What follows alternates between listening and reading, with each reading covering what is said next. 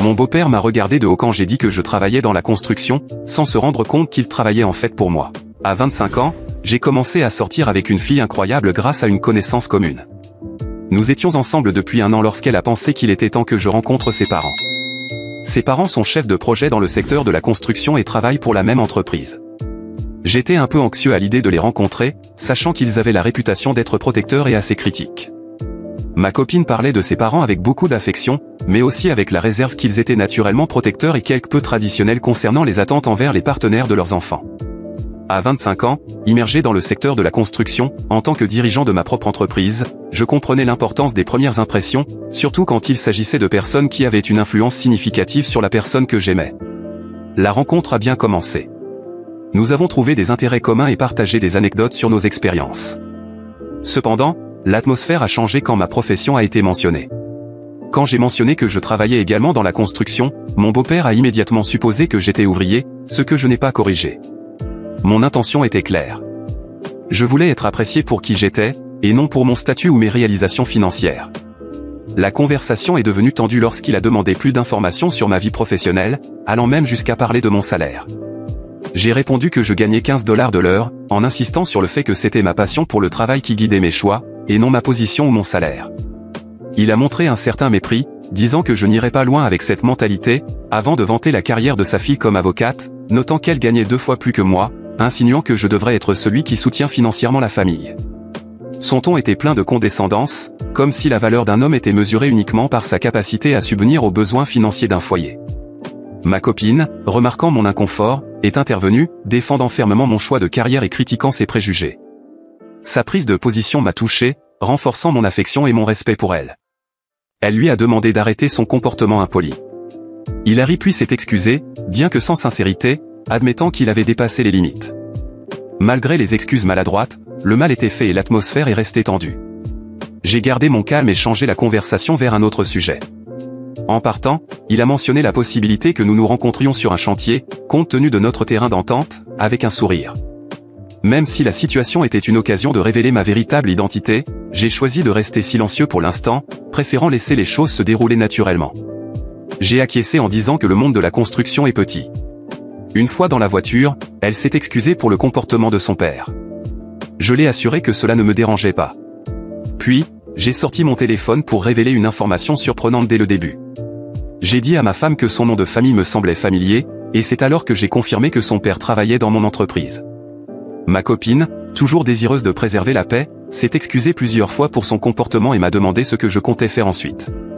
Je l'ai rassuré, disant qu'il n'y avait aucun problème, et que la contribution de son père à mon entreprise ne faisait qu'augmenter sa valeur à mes yeux.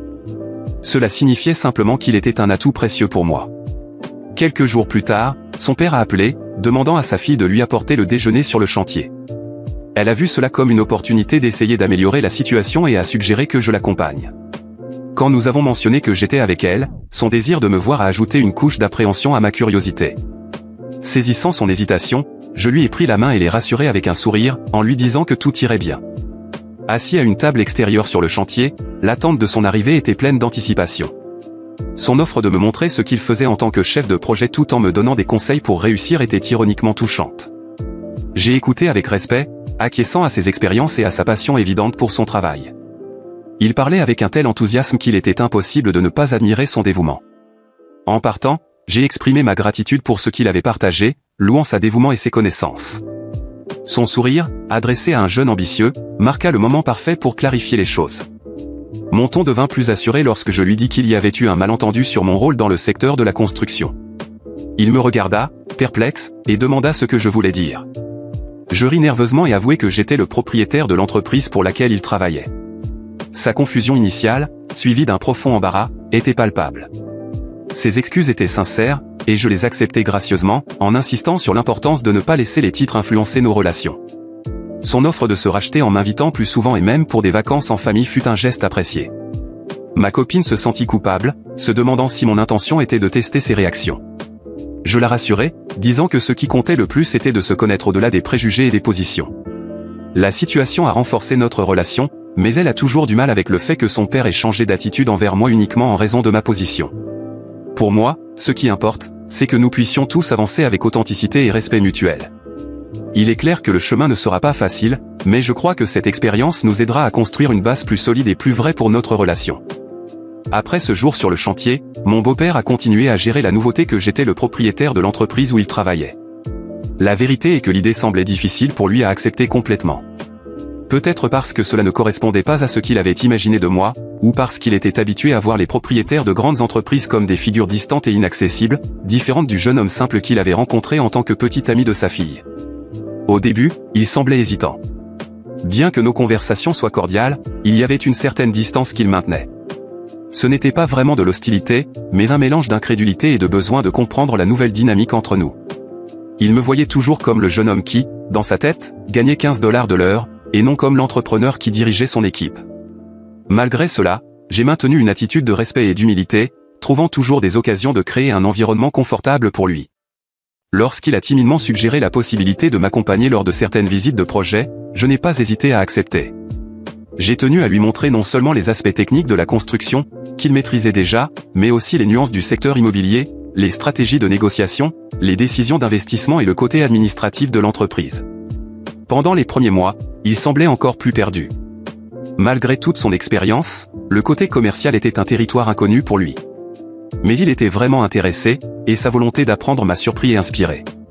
Au fil du temps, il a commencé à m'accompagner régulièrement, absorbant chaque détail avec la curiosité d'un apprenti dévoué.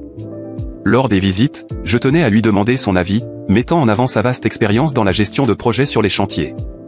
Il a commencé à réaliser que ses connaissances étaient précieuses non seulement pour les opérations quotidiennes, mais aussi pour les décisions commerciales. Il est passé du simple employé qui exécutait les ordres à quelqu'un qui contribuait activement avec des idées et des suggestions. Peu à peu, sa vision de moi a commencé à changer. Ce jeune homme, qu'il avait auparavant regardé avec mépris, se transformait lentement en quelqu'un sur qui il pouvait compter, et même admirer. Au fur et à mesure que notre relation professionnelle évoluait, le côté personnel se transformait également. Nous avons commencé à nous rencontrer en dehors du travail, que ce soit pour des déjeuners en famille ou des rencontres informelles pour discuter de stratégies et de nouveaux projets. À un certain moment, il a commencé à m'inviter sans raison particulière juste pour partager des histoires de sa jeunesse, de comment il avait commencé dans la construction, de ses rêves, un jour, de posséder quelque chose à lui, bien que les circonstances ne l'aient jamais permis. Un jour, il m'a demandé, presque comme s'il s'excusait, si je pensais qu'il pouvait encore apprendre sur le secteur immobilier et devenir quelqu'un d'utile pour l'entreprise à cet égard. Dans cette question, j'ai vu une sincérité et une vulnérabilité que je n'avais jamais vues auparavant. Je lui ai dit que, plus qu'utile, il était déjà une partie fondamentale de notre croissance et qu'avec son expérience, il pouvait aller bien au-delà de ce qu'il imaginait. À partir de là, j'ai commencé à lui enseigner de manière plus approfondie le marché immobilier et de l'identification des bonnes opportunités aux négociations finales avec les investisseurs. Les années ont passé, et l'entreprise a connu une croissance exponentielle. Nous nous sommes étendus à de nouveaux marchés, avons augmenté notre équipe et sommes devenus une référence dans le secteur de la construction et de l'immobilier. Et tout au long de ce processus, mon beau-père était à mes côtés, non seulement comme employé ou conseiller, mais comme un véritable partenaire. Il a appris à voir le marché comme je le voyais, et à de nombreux moments, ses suggestions se sont révélées fondamentales pour le succès de nos projets. Plus que la croissance professionnelle, ce qui a changé, c'est notre relation. Peu à peu, il a cessé de me voir uniquement comme le mari de sa fille et a commencé à me considérer comme faisant réellement partie de sa famille. Il a commencé à me traiter comme le fils qu'il n'avait jamais eu, et le sentiment était réciproque. Lors des réunions de famille, il tenait à parler de nos réussites dans l'entreprise, toujours avec fierté, comme si nous étions une équipe imbattable. Il y avait entre nous une complicité qui auparavant semblait impensable. Je me souviens d'un moment particulier, quelques années plus tard, lorsque nous fêtions son anniversaire. Pendant le dîner, après quelques verres de vin, il s'est levé pour faire un petit discours. Il a commencé à parler de son parcours, de la fierté qu'il ressentait pour la famille qu'il avait construite, puis s'est tourné vers moi. Il a dit que, pendant de nombreuses années, il pensait avoir tout ce dont il avait besoin, mais qu'en apprenant à mieux me connaître, il avait réalisé qu'il y avait encore de la place pour quelque chose de plus, une relation père-fils. Il a dit, la voix tremblante, qu'il me considérait comme le fils qu'il n'avait jamais eu et qu'il se sentait plus que jamais reconnaissant d'avoir quelqu'un comme moi à ses côtés et à ceux de sa fille. Ce moment fut d'une émotion indescriptible. Savoir que cet homme, qui un jour m'avait regardé avec mépris, me voyait maintenant comme son fils était la preuve que toutes nos différences avaient été surmontées. J'ai levé mon verre, remercié ses paroles et dit que, pour moi, il était aussi le père que j'avais toujours voulu avoir, quelqu'un qui, avec le temps, m'avait non seulement inspiré, mais m'avait enseigné des valeurs sur la famille, la résilience et le travail acharné que j'emporterais pour le reste de ma vie. À partir de ce moment-là, la relation que nous avions est devenue encore plus proche. Il est devenu mon confident, la personne avec qui je discutais des plans pour l'avenir de l'entreprise et, plus important encore, quelqu'un sur qui je savais que je pouvais compter inconditionnellement. Et bien que le chemin jusqu'à ce point n'ait pas été facile, chaque défi et chaque désaccord ont contribué à nous amener là où nous étions, non seulement comme beau-père et gendre, mais comme père et fils, construisant ensemble quelque chose de bien plus grand que ce que nous avions imaginé. Les années ont passé, et ma relation avec mon beau-père s'est renforcée d'une manière que je n'aurais jamais pu prévoir. Il est devenu un véritable père pour moi, quelqu'un qui ne m'a pas seulement enseigné la construction et les affaires, mais aussi la valeur de la famille, du respect mutuel et de l'humilité. Nous avions construit une relation unique, quelque chose que je savais que je garderais avec moi pour toujours. C'est pourquoi, quand il est tombé malade, cela m'a pris par surprise. Il était difficile d'imaginer cet homme fort et plein d'énergie, toujours prêt à travailler et à apprendre, soudainement si fragile et vulnérable. Il a été diagnostiqué avec une maladie grave, et l'impact a été dévastateur pour nous tous. Ma femme était dévastée, et moi, bien que j'essayais de rester fort, je me retrouvais souvent seul, luttant pour accepter cette réalité. Pendant les derniers mois, j'ai fait en sorte d'être à ses côtés autant que possible. Je visitais l'hôpital presque tous les jours, apportant notre café préféré et passant des heures à discuter. Parfois, nous parlions de l'entreprise, de la manière dont nous faisions face aux nouveaux défis, et il essayait toujours de donner un conseil, même avec une voix affaiblie. D'autres fois, nous parlions simplement de choses simples, des souvenirs de voyages en famille, des histoires de l'enfance de ma femme ou des rêves qu'il avait pour l'avenir. C'était lors de l'un de ces jours, peu avant son décès, qu'il m'a appelé pour une conversation que je n'oublierai jamais. Il semblait particulièrement pensif et m'a demandé de m'asseoir à côté du lit. Avec difficulté, il a pris ma main et m'a regardé dans les yeux. Ses yeux étaient remplis de larmes, mais il y avait une sérénité et une sincérité qui m'ont profondément marqué. « Je veux te demander pardon, dit-il, sa voix n'étant qu'un murmure. Je veux te demander pardon pour tout ce que j'ai pensé de toi au début. J'étais têtu, orgueilleux, et je ne voyais pas l'homme incroyable que tu étais. Tu m'as montré que j'avais tort, et pas seulement en ce qui concerne ce que je pensais de ta capacité ou de ton travail, tu m'as appris ce qu'est la véritable humanité. Je suis resté sans voix pendant un moment. Ces mots venaient d'un endroit profond, de quelqu'un qui, pendant si longtemps, avait été une référence pour moi. J'ai serré sa main, sentant l'émotion monter en moi, et j'ai essayé de répondre, mais il a continué avant que je puisse dire quoi que ce soit. Je veux que tu saches que je t'aime comme un fils. Tu as été un fils pour moi, et je ne pourrai jamais assez te remercier pour ce que tu as fait pour moi et pour ma famille. Les larmes ont coulé sur mon visage, et à ce moment-là, j'ai réalisé que toutes les différences que nous avions eues un jour étaient insignifiantes face à ce que nous avions construit ensemble. Je lui ai dit que je l'aimais aussi, qu'il avait été le père que je n'avais jamais eu et que je ferais toujours de mon mieux pour honorer sa mémoire et prendre soin de la famille qu'il aimait tant. Peu de temps après, il est parti. L'impact de sa mort a été profond et douloureux. Même en s'attendant à l'inévitable, rien ne m'avait préparé à ce moment. Le vide qu'il a laissé était immense, et les jours qui ont suivi ont été difficiles. Ma femme et moi nous sommes soutenus mutuellement, essayant de combler le vide que son absence avait laissé. La douleur était différente pour chacun de nous, mais il y avait quelque chose qui nous unissait, l'amour et le respect que nous éprouvions tous les deux pour cet homme. Ma femme me disait toujours à quel point elle aimait la façon dont je traitais son père.